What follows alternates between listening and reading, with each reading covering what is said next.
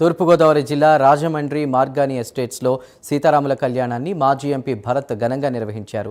60 ఏళ్ల నుంచి విరామం లేకుండా శ్రీరామనవమి ఉత్సవాలు జరుపుతున్నట్లు తెలిపారు. భరత్ దంపతులు పీటల మీద కూర్చుని కళ్యాణాన్ని జరిపించారు.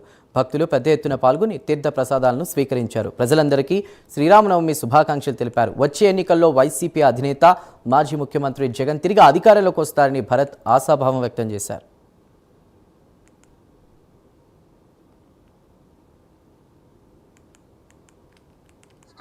ప్రజలందరికీ కూడా శ్రీరామనవమి శుభాకాంక్షలు.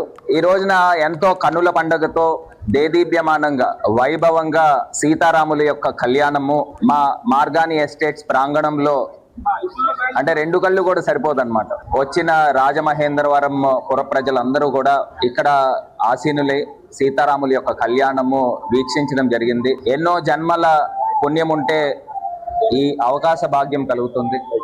ఈ రోజున రాజమహేంద్రవరంలో మా మార్గాని ఎస్టేట్ గ్రౌండ్స్లో మేము సుమారుగా ఒక 60 వసంతాల నుంచి కూడా మా తాతగారైన మార్గాని రామారావు గారి దంపతులచే ప్రారంభమైన ఈ శ్రీరామనవమి వేడుకలు మాది తర్వాత మా నాన్నగారు నాగేశ్వరరావు గారు ఇప్పుడు మాది 3వ తరము ఇవాళ ఇక్కడ మార్గాని ఎస్టేట్స్ ప్రాంగణంలో చేపట్టడము నిజంగా చాలా అదృష్టంగా భావిస్తున్నాను.